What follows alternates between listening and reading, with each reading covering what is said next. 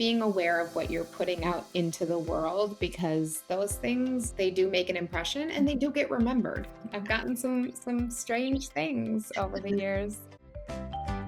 You're listening to the Voiceover Casting Corner podcast. VCC is brought to you by the Voicecaster, the country's first and oldest voiceover casting house established in 1975. The Voicecaster casts thousands of voices every year across all genres, and we're excited to give you an inside look at the casting process direct from our casting team. Hey everyone, and welcome to Voiceover Casting Corner. My name is Kelly Moshinsky. I am the owner and head of casting at the Voicecaster. And I'm Catherine Horan. I'm the senior casting director here at the Voicecaster. Awesome. So funny. In that introduction, I just almost forgot how to say my own last name, because so many people say my last name incorrectly that I almost said it how everybody else says it. That's too funny. All right. So today we are going to talk about branding. So for actors, a lot of times branding actually happens before you even officially try to do any branding. So this is essentially how you are coming across to people before we even see your website or hear your demo reel or anything like that. It could be any interaction, whether it's social media, through emails, phone calls, all of that. Essentially, who you are as a person comes through as part of your brand. Whether you realize it or not, you have a brand out there. And it may not be the colors that you chose, and it may not be the images that you have on your website and all of the variety on your demo. Your brand could be saying something about you that maybe you don't want to be part of your brand. So today we just want to kind of talk a little bit about that and what we see on the casting side and how that kind of affects what we think of somebody, whether it's a first impression or a 30th impression. It does have an effect on things. So we're going to kind of talk a little bit about that. So I'd say the very first way a lot of actors come onto my radar is through email.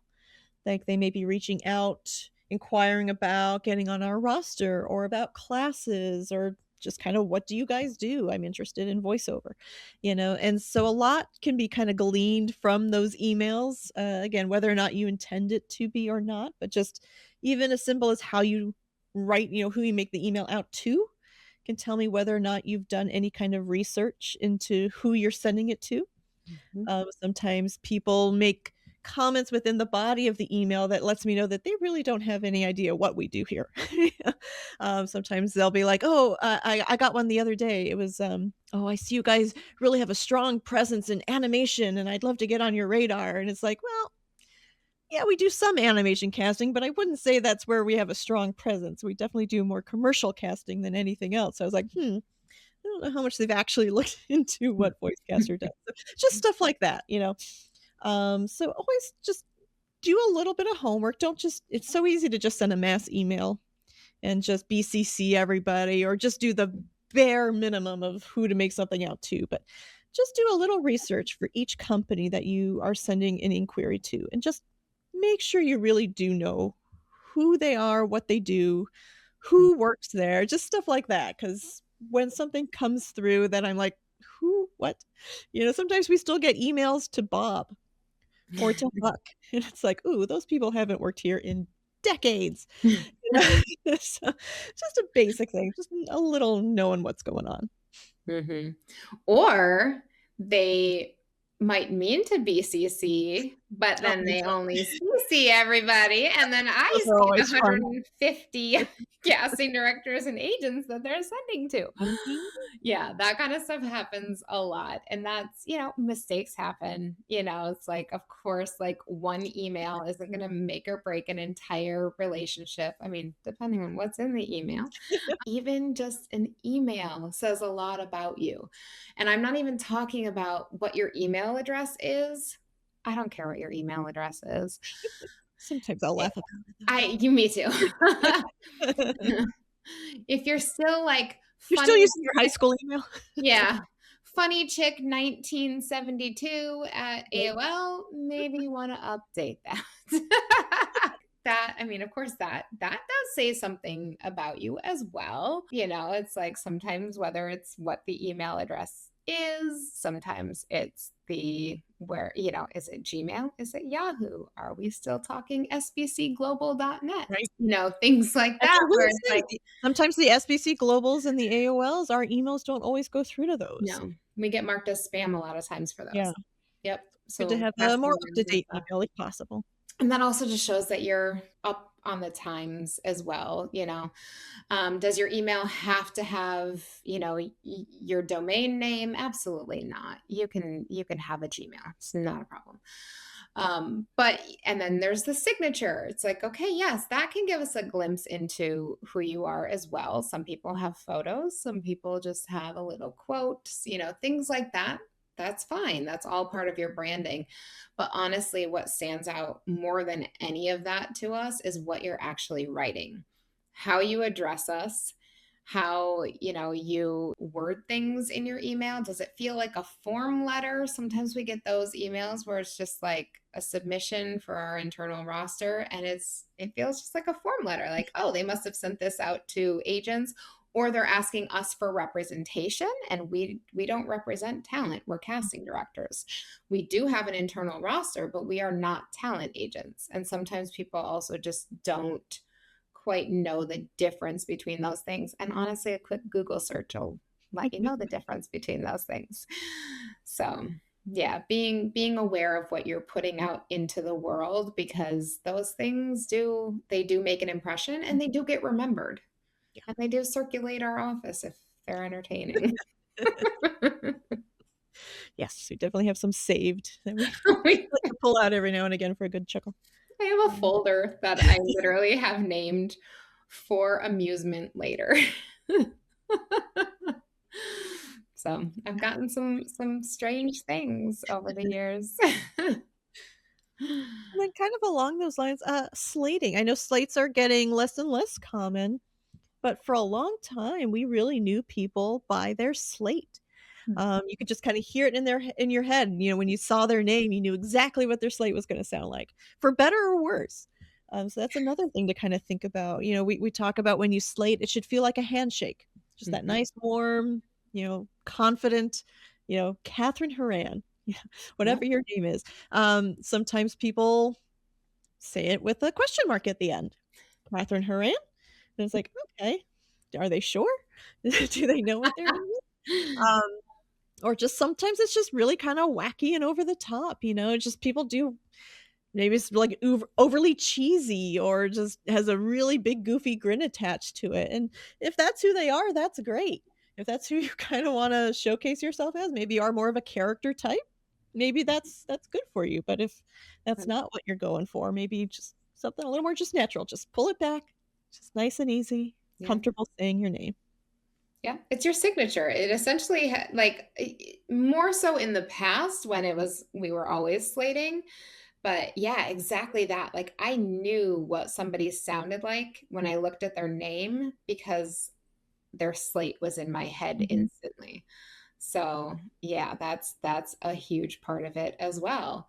And then I will bring up the probably one of the biggest things that I see now is social media. mhm. So, social media, we love it and we hate it. We mostly hate it. Uh, Necessary. it's become a necessary evil in this industry. And it is one of those things where you're branding yourself essentially with everything you Mhm. post. You know, whether it's something that you're sharing or if it's something, you know, that you've written, an audio thing, you know, anything that you're putting out there, that's becoming part of your brand. Mhm. So it's one of those things where, you know, you want a nice mix of professional and some personal stuff. You know, personal is not a bad thing. Do people need to see every aspect of your life and hear all about your problems? Probably not. Not on your professional page, typically. But know that, you know, whatever you are sharing, every single thing says a little something about Mhm. you. It gives us a little bit of a glimpse. And sometimes it's not the glimpse that you want it to give. Yeah. So it's also just being aware and not being paranoid about like, oh, if I post this, will somebody think this? Or, oh, this could be taken like that. It's like you can't stress about all that kind of stuff. You can't be paranoid about it. but you can just be aware of, and a lot of times, honestly, it comes back to political stuff. Doesn't matter what your stance is, just leave politics out of it. Just don't. I know some people who are very vocal about politics, but they are also the people who, like they work a ton and their clients are aligned with their beliefs. So they don't care, because if the people who are going to not work with them are probably the people they don't want to work with anyway, is their thought process. Whether that's right or wrong, whatever, it's different for everybody. I would say in general, avoiding politics and that kind of thing, just so that you're not You don't want to lose an alienating. opportunity. Yeah. And that's So, something I don't know that people always think about, like, especially if you're up for a big campaign, like the voice of a certain brand. A mhm, lot of times they will go and look through your social media. They wanna make sure there's nothing about you that could come back and bite them in the butt. So they mhm, wanna make sure you're kinda nice and squeaky clean, so if you've got a lot of stuff that might be construed one way or the other and make them a little uncomfortable, you might lose out on that job. mhm. I Just even had that happen where several years ago, and it was for the voice of the Mhm. spokesperson. And they let us know that their top 3 people were these 3, and they were like, "Can you, before we send these off to the main client, can you make sure their social media is clean?" 2 of them were totally fine. One of them had a photo where he was, like, flipping off the camera or whatever, and it said something in the caption, not really, like, offensive, not something that I personally would take offensive, but, it was one of those things where I was like, "Okay, that could be seen as unprofessional, that could be seen as offensive." And it was, like, 3 years ago, so I had to tell him, like, what the date was on this Okay. post, and he was like, "I'll just go delete it." I was like, "Awesome." And he ended up being the one that they chose. But, it's like stuff like that where it's like, just be aware of what you're putting out into the world, and, that's everything. Nothing's a secret online anymore. Right? Hard to really get rid of things. Once it's out there, it's sometimes out there forever. And that's the same thing if you've done, like, any interviews or any videos and things like that on your social media. It's like you're putting your words out there, but also your image, your vibes, your energy, like all of that is going out into the world, and all of that is part of your brand. So it's like when we talk about branding, which we do in our insiders membership. And I talk about that in the marketing and agent seminar that I offer. And when we're talking about branding, so much of it is figuring out what you sound like, who you are as a person, and kind of incorporating that through the colors and the images and things that you're using for promotional materials. But a lot of it is just figuring out who you are and who you are putting out into the world, because that ends up being the biggest part of your brand. And we know a lot of people with pretty websites. It's like, oh, their website matches their voice perfectly, but gosh, like those pinks and yellows and that bright energy on their demo sure doesn't come across in their everyday interactions. They're kind of rude or sarcastic or whatever. So you have to make sure what you're putting into the world is what you want your brand to be. So yeah, just remember, every little thing that you put out there, emails, phone calls, social media, all of it is part of your brand. Yeah, So start thinking about that. Just have that cross your mind every time you put something out there. Is this what I want my brand to be? exactly. And we will leave you with that today. Thank you so much for tuning in, and we will see you all soon. Yeah, make sure to check out our website, voicecaster.com or voicecasterlab.com for more information. Yep. And if you want to check out that training on branding, Mhm. that is part of the bonus content in our insiders membership. So we'd love to see you in there. Yeah, come join us. Catch a new VoiceOver Casting Corner episode every second and fourth Tuesday of the month. Be sure to give a thumbs up, subscribe, and follow us at The Voicecaster on social media. Thanks for listening.